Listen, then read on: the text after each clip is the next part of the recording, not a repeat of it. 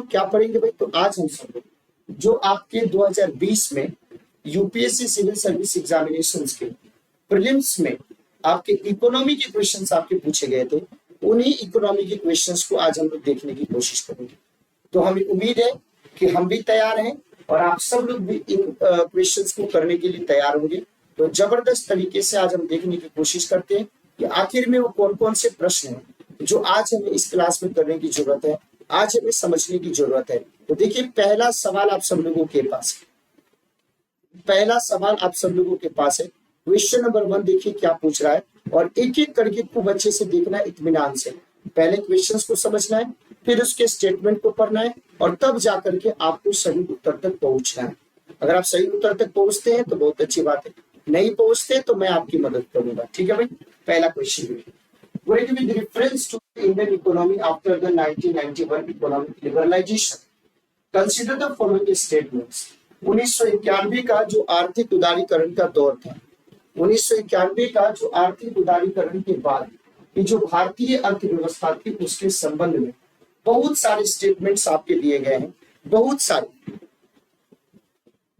Statements दिए गए हैं, बहुत सारे कथन आपके दिए गए हैं। उन कथनों से रिलेटेड आपके सवाल पूछ रहा है। तो ये बोले कि workers productivity increased in urban areas while it decreased in rural areas. शहरी क्षेत्रों में श्रमिक की जो उत्पादकता है वो आपके उसमें वृद्धि हुई, जबकि ग्रामीण क्षेत्रों में इसमें कमी हुई। तो ये बात आपकी गलत है, ग्रामीण क्षेत्रों में भी कमी हुई थी और शहरी क्षेत्रों में भी कमी हुई थी। पहला स्टेटमेंट गलत है। दूसरा स्टेटमेंट क्या बोला है कि क्षेत्रों की कार्य बल में ग्रामीण क्षेत्रों की प्रतिशत हिस्सेदारी में सतत वृद्धि हुई है, तो एक कमी हुई है। अब लोग शहर की तरफ ज्यादा तौर पे आकर्षित हुए हैं, उस तरफ ज्यादा तौर पे आकर्षित आपको दिखाई दे।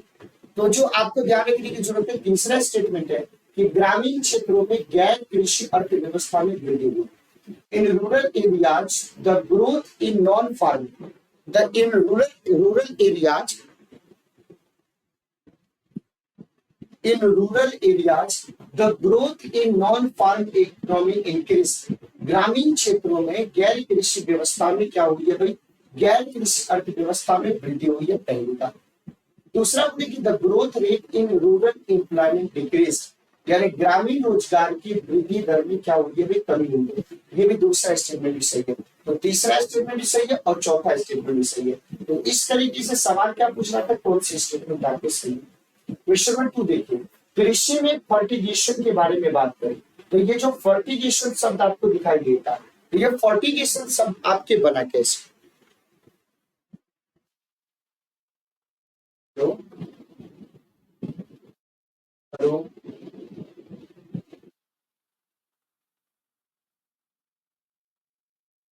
इस क्वेश्चन को एक बार आप सब लोग सॉल्व कीजिए। ये क्वेश्चन आपके क्या कहता है, इसको सॉल्व कीजिए, उसके बाद मैं इसका आंसर बताता हूँ कि इसका आंसर क्या है।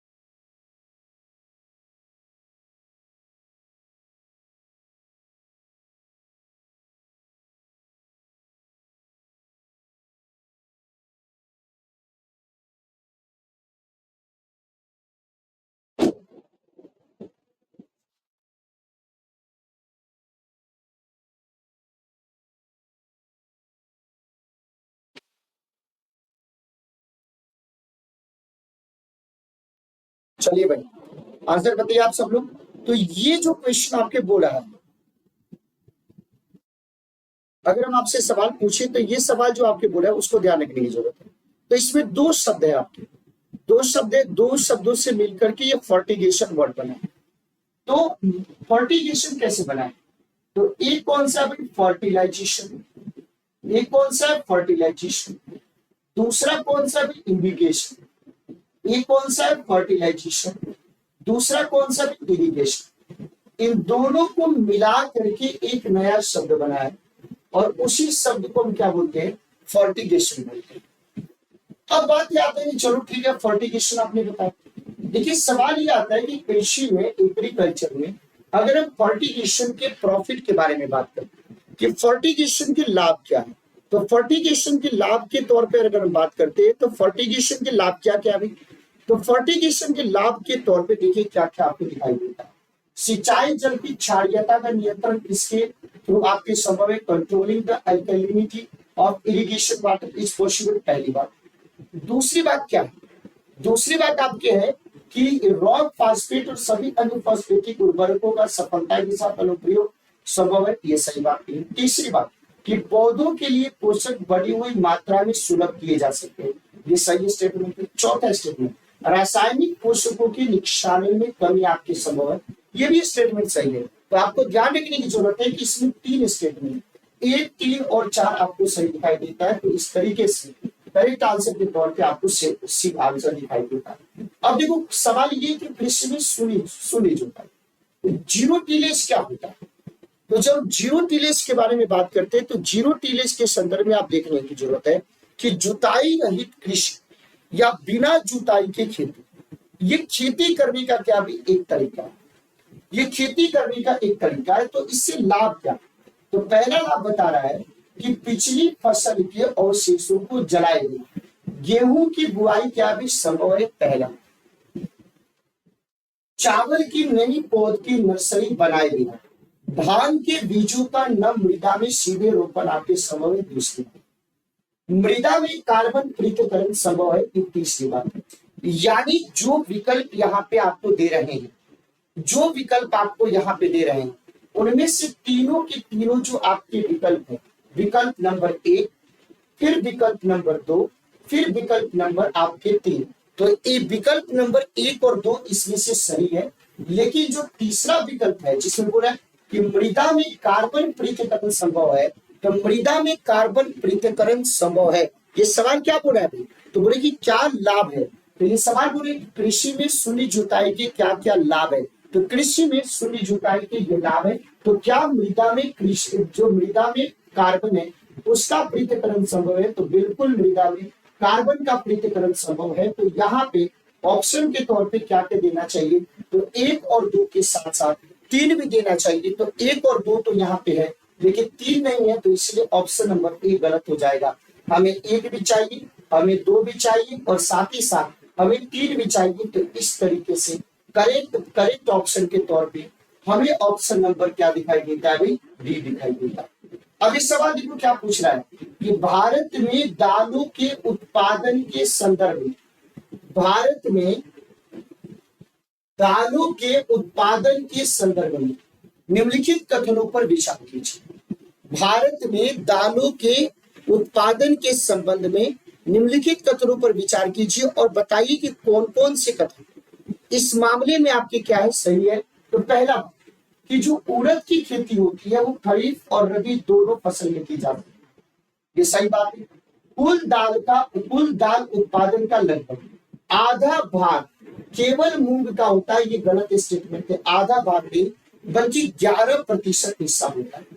तीसरी बात की पिछले 3 दशकों में जहां खरीफ दालों का उत्पादन बढ़ा है वही रबी दालों का उत्पादन घटा है। तो उल्टा हो गया है, रबी दालों का उत्पादन बढ़ा है और खरीफ दालों का उत्पादन घटा है। तो तीसरा वाला स्टेटमेंट भी गलत है। तो केवल यहाँ पे एक ही स्टेटमेंट सही है। तो आंसर क्या हो जाएगा? आंसर आपके ए हो जाएगा। अब इस सवाल देखिए, भारत में गन्ने की खेती को लेकर के जब हम बात करते हैं, तो भारत में गन्ने की खेती को लेकर के जब हम बात करें तो भारत में गन्ने की खेती में वर्तमान प्रवृत्तियों के संदर्भ में निम्नलिखित कथनों पर विचार कीजिए। कि अगर हम गन्ने की खेती के संदर्भ में अगर हम बात करते हैं तो आपको ध्यान रखने की जरूरत है कि भारत में गन्ने की खेती को लेकर के अगर बात किया जाए तो इसमें कौन कौन से कथन आपके सही होंगे। तो देखो, गन्ना की जो खेती है अगर हम उसके बारे में बात करते हैं तो पहली बात कि एक तरीका होता है जिसको बोलते हैं बर्ड चिप सैपलिंग्स कहा जाता है, जिसको बर्ड चिप सैपलिंग्स कहा जाता है। तो जब बर्ड चिप सैपलिंग्स को नर्सरी में उगा करके मुख्य कृषि भूमि में प्रतिरोपित किया जाता है तब बीज सामग्री में बड़ी बचत, तब आपके बीज सामग्री में बड़ी बचत होती है। तो जब आपके बर्ड चिप सैपलिंग्स को नर्सरी में उगा करके मुख्य आपके प्रतिरोपित किया जाता है तब बीज सामग्री में बड़ी बचत होती है। और सवाल क्या बोला है कि गन्ने की फसल के संदर्भ में आपको विचार करना है और सही स्टेटमेंट बताना है। तो पहला स्टेटमेंट आपके सही। दूसरा बोला है कि जब सेट्स का सीधे रोपण किया जाता है तब एक कलिका, जिसको सिंगल बडेड सेट्स का कहते हैं, का अंकुरण प्रतिशत कई कलिका सेट्स की तुलना में बेहतर होता है। तो ये स्टेटमेंट इस क्वेश्चन के हिसाब से सही नहीं है। तो दूसरा आपके क्या है, गलत। तीसरा देखिए क्या पूछ रहा है, तीसरा देखिए, तीसरा क्या बोल, if bad weather conditions prevail when seeds are directly planted, single budded seeds have better survival as compared to large seeds. खराब मौसम की दशा में यदि सेट्स का सीधे रोपण होता है तब एक एक कलिका सेट्स का जीवित बचना बड़े मौसम की तुलना में बेहतर होता है। तो ये भी स्टेटमेंट आपके सही नहीं है। अब देखो भाई, जो गन्ने की खेती है उत्तक संवर्धन से तैयार की गई सैपलिंग से की जा सकती है। तो ये कथन आपके सही है। तो दो स्टेटमेंट सही है, एक स्टेटमेंट 1 और एक स्टेटमेंट 4, ये दोनों के दोनों स्टेटमेंट आपके सही। भारत के संदर्भ में निम्नलिखित में से किन पद्धतियों को पारितंत्र अनुकूली कृषि माना जाता है? कौन सी पद्धतियों को हम आपके which of the following are considered to be practice of eco friends agriculture? Eco friends agriculture यानी भारत के संदर्भ में निम्नलिखित में से किस या किन पद्धति को पारितंत्र अनुकूली कृषि माना जाता है?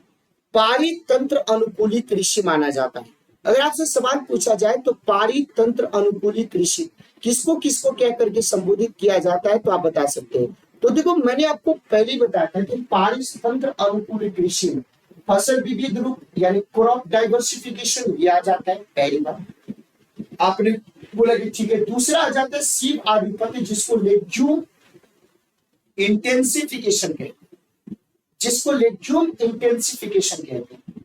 तीसरा आ जाता है टेंसियोमीटर यूज यानी टेंसियोमीटर का यूज। और चौथा आ जाता है ऊर्ध्वाधर कृषि। ये गलत है।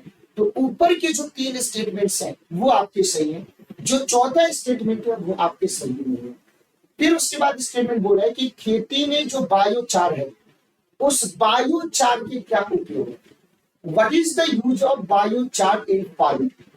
बायोचार का खेती में क्या उपयोग है? अगर आपसे सवाल पूछा जाए तो आपको क्या लगता है कि खेती में बायोचार के उपयोग को कैसे देख सकते हैं? तो देखो, पहली बात बोला है कि biochar can be used as a part of the growing medium in vertical farming. Biochar ऊर्ध्वाधर खेती में वृद्धि कर माध्यम से अंश के रूप में प्रयुक्त किया जा सकता है। तो इस सही बात, ये पहला स्टेटमेंट आपके सही है, कहीं भी कोई दिक्कत की बात नहीं है, इसमें बहुत अच्छे से। दूसरे स्टेटमेंट को आप देखिए कि जब बायोचार वृद्धि कर माध्यम के अंश के रूप में प्रयुक्त किया जाता है तो वह नाइट्रोजन यौगिकीकरण सूक्ष्म जीवों की वृद्धि को बढ़ावा देता है। तो दूसरा स्टेटमेंट भी आपके क्या भी सही है, दूसरा स्टेटमेंट भी आपके क्या भी सही है। तो जब बायोचार के बारे में बात करते हैं तो बायोचार 2 शब्दों से मिलकर के बना है। अगर आपसे सवाल पूछा जाए कि बायोचार बना कैसे, तो बायोचार 2 शब्दों से मिलकर के बना है। कौन कौन से शब्द? एक है बायो फर्टिलाइजर और दूसरा कौन सा है आपकी चारकोल। तो एक कौन सा भी, तो एक है आपके बायो फर्टिलाइजर और दूसरा कौन सा है भाई आपके पास चारकोल। एक कौन सा है भाई बायो फर्टिलाइजर, दूसरा कौन सा है चारकोल। और इन दोनों के मिलने से क्या बना है भाई बायोचार बना है। इन दोनों के मिलने से क्या बना है? बायोचार। अब सवाल ये बोले कि बायोचार का उपयोग क्या है? तो इसका मतलब है कि ये बायोचार, ये जो दोनों चीजों से, तो बायो फर्टिलाइजर के बारे में बात करेंगे। तो बायो फर्टिलाइजर का मतलब क्या हुआ कि ऐसे सूक्ष्म जीवों से है, इसका मतलब कि जो पौधों को प्राकृतिक रूप से पोषक तत्व प्रदान करते हैं। और साथ ही साथ चारकोल का अर्थ क्या है? लकड़ी का कोयला, दोनों को मिला दीजिए। तो खेती में बायोचार का लाभ क्या हो जाएगा? तो पहला, बायोचार ऊर्ध्वाधर खेती में वृद्धिकर माध्यम से अंश के रूप में प्रयोग किया जा सकता है, सही बात है। दूसरा, जब बायोचार वृद्धिकर माध्यम के अंश के रूप में प्रयोग किया जाता है तो वह नाइट्रोजन यौगिकी कार्य सूक्ष्म जीवों की वृद्धि को बढ़ावा देता है।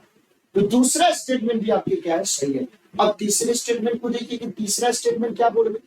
तीसरा स्टेटमेंट बोले कि जब बायोचार वृद्धिकर माध्यम के अंश के रूप में प्रयोग किया जाता है तब वह उस वृद्धिकर माध्यम की जल धारण क्षमता को अधिक लंबे समय तक बनाए रखने में सहायक होता है। तो ये तीनों के तीनों जो स्टेटमेंट आपके हैं, ये तीनों के तीनों स्टेटमेंट आपकी क्या है? सही है। तो जब तीनों के तीनों स्टेटमेंट सही है, इसका मतलब है कि स्टेटमेंट नंबर 1 भी सही है, 2 भी सही है और 3 भी सही है। तो जब तीनों के तीनों सही है तो सही आंसर क्या हो जाएगा? बी हो जाएगा। अब ये सवाल देखिए क्या पूछ रहा है कि भारत में निम्नलिखित में से किन्हें कृषि में सार्वजनिक निवेश माना जा सकता है? भारत में निम्नलिखित में से किन्हें कृषि में सार्वजनिक निवेश माना जा सकता है? Fixing minimum support price for agricultural produce of all crops, सभी फसलों के कृषि उत्पाद के लिए न्यूनतम समर्थन मूल्य निर्धारित करना। सभी फसलों के कृषि उत्पाद के लिए न्यूनतम समर्थन मूल्य आपके निर्धारित करना, ये पहली न्यूनतम समर्थन मूल्य निर्धारित करना, ये आपकी पहली बात। इसको आप अच्छे से समझिए। तो सवाल क्या बोले कि सार्वजनिक निवेश आप किसे मान सकते हैं? तो सार्वजनिक, ये क्या हम इसको मान सकते हैं? न्यूनतम समर्थन मूल्य को निर्धारित करने से क्या ये सार्वजनिक इसको निवेश माना जा सकता है? नहीं। तो सार्वजनिक निवेश किसको मानेंगे? तो प्राथमिक कृषि साख समितियों का कंप्यूटरीकरण, इसको मानेंगे, पहली बात। दूसरी बात आपको ध्यान रखने की जरूरत है, सामाजिक पूंजी विकास, इसको मानेंगे, ये भी सही बात है। 2 3 फिर उसके बाद आपको ध्यान रखने की जरूरत है कि किसको मानेंगे भाई? तो कृषकों को निःशुल्क बिजली की आपूर्ति, कृषकों को निःशुल्क बिजली की आपूर्ति, इसको भी इन्वेस्टमेंट नहीं मानेंगे। Waiver of agricultural loan by banking, banking प्रणाली के द्वारा कृषि ऋण की माफी, क्या हम इसको मानेंगे? तो हम इसको भी नहीं मानेंगे, हम इसको भी नहीं मानेंगे। तो फिर किसको मानेंगे भाई? सरकारों के द्वारा शीतगार सुविधाओं को स्थापित करना, तो इसको हम मानेंगे। तो ये इन्वेस्टमेंट हो गया। तो हमारे पास जो सही स्टेटमेंट है, statement number 2, statement number 3, statement number 6, यानी सही आंसर के तौर पे आपको क्या दिखाई देता है? तो सही आंसर के तौर पे आपको दिखाई देता है ऑप्शन नंबर सी। बोले क्या हाल के बीते दिनों में निम्नलिखित में से कौन से काम, कौन सी नीतियां भारत में चावल के मूल्य को प्रभावित कर रही है? हाल के बीते दिनों में निम्नलिखित में से कौन से कारक या कौन सी नीतियां भारत में चावल के मूल्य को प्रभावित कर रही है? भारत में चावल के मूल्य को प्रभावित कर रही है। अगर आपसे सवाल पूछा जाए तो कौन कौन सी पॉलिसीज जो भारत में चावल के मूल्य को प्रभावित कर रही है? तो पहला स्टेटमेंट देखिए बोला कि न्यूनतम समर्थन मूल्य, बिल्कुल ये प्रभावित कर रही थी। सरकार के द्वारा व्यापार करना, ये भी प्रभावित कर रही थी। सरकार के द्वारा भंडारण करना, ये भी प्रभावित कर रही थी। फिर उसके बाद उपभोक्ता सहायता सब्सिडीज, ये भी प्रभावित कर रही थी। यानी सही ऑप्शन के तौर पे क्या दिखाई देता है? डी। तो 1 2 3 एंड 4 आपके क्या है? सही स्टेटमेंट है।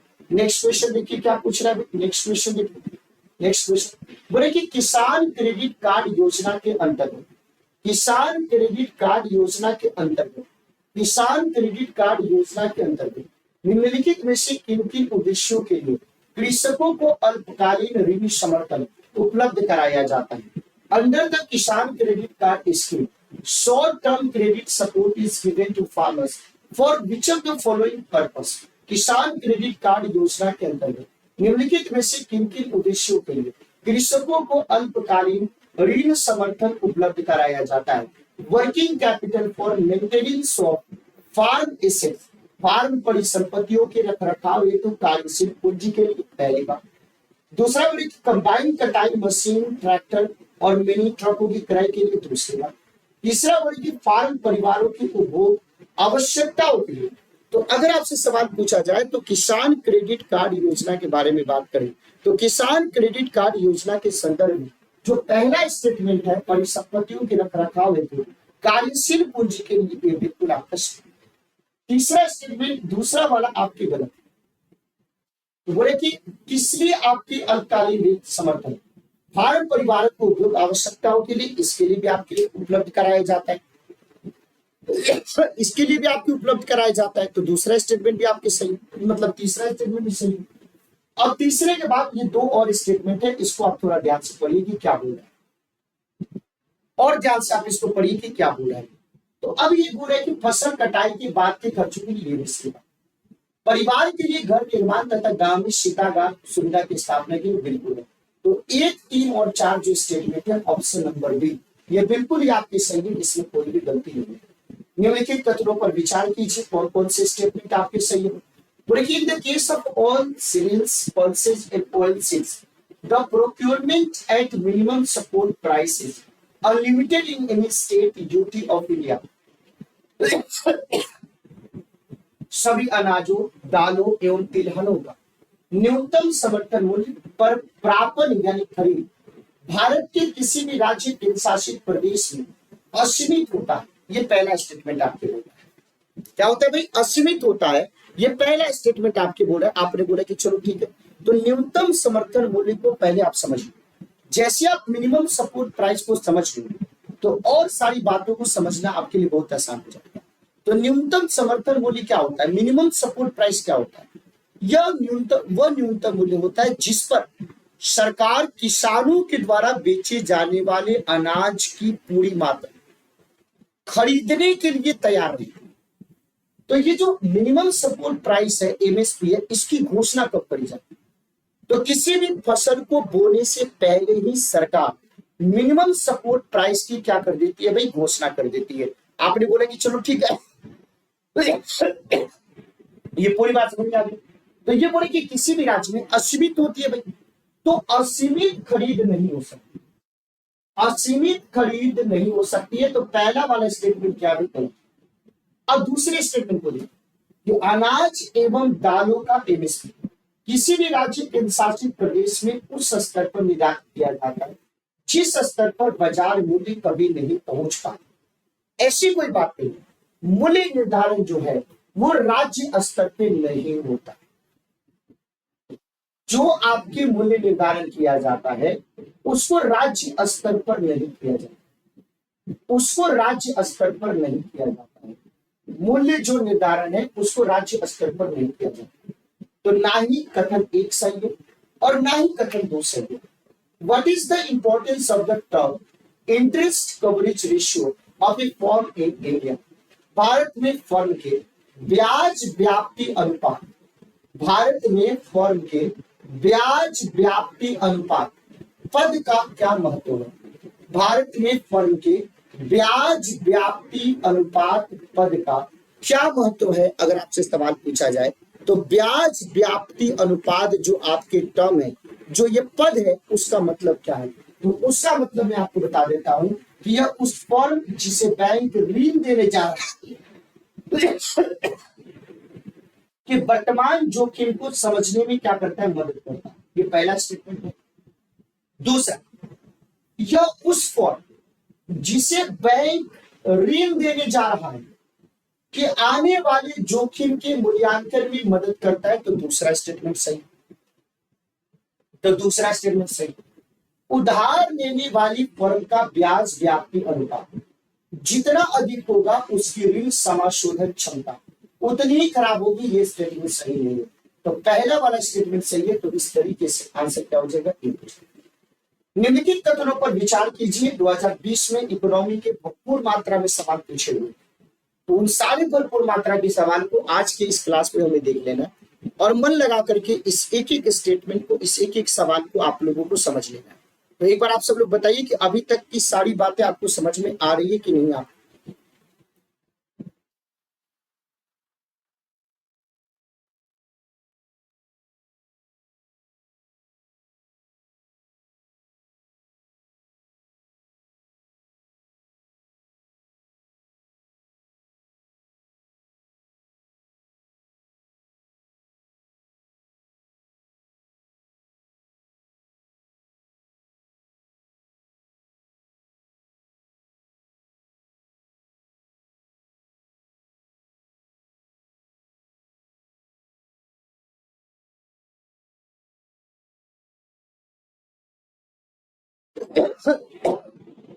ठीक है भाई, तो इन सवालों को देखिए और बताने की कोशिश कीजिए, इसका सही आंसर क्या हो जाएगा आप लोग बताइए, उसके बाद हम आगे की ओर आपसे बढ़ेंगे।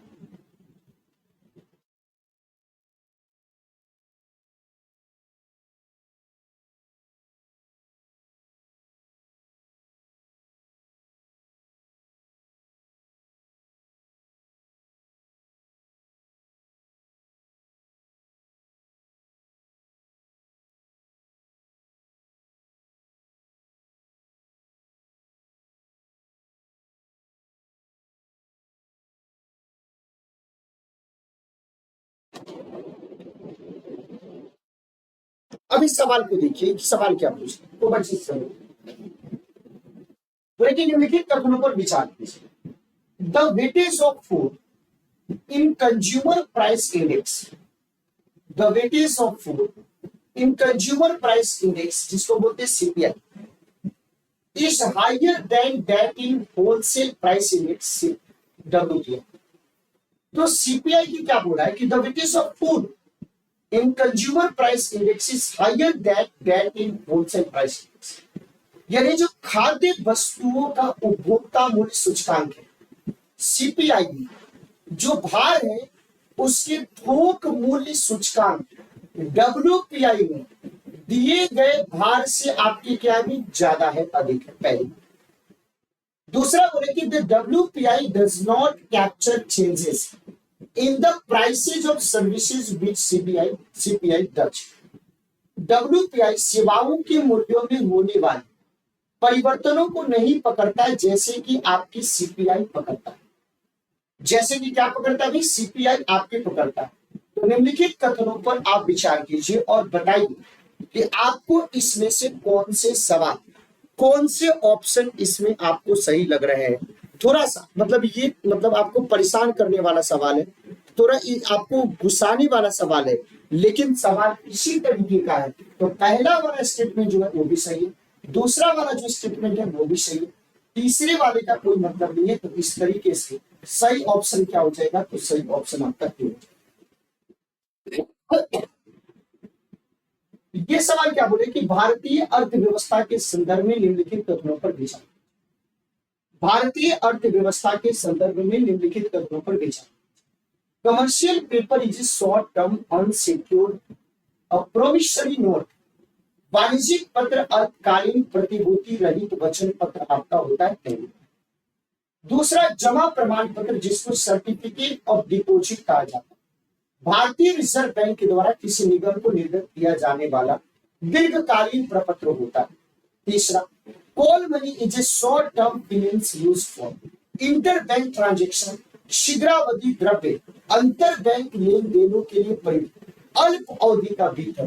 तो अगर आपसे सवाल पूछा जाए कि जितने भी स्टेटमेंट्स आपके दिए गए हैं, इन सारे स्टेटमेंट में से कौन से स्टेटमेंट्स आपके सही हैं, तो आपको क्या लगता है कि इसका सही स्टेटमेंट क्या हो जाएगा? आप सब लोग बता दीजिए। तो बहुत अच्छे तरीके से सोचोगे तो इसका सही आंसर आपको निकलेगा। तो जो पहला वाला स्टेटमेंट बोल रहा है कि वाणिज्यिक पत्र अल्पकालीन प्रतिभूति रहित वचन पत्र है, तो ये बिल्कुल सही है, पहला बात।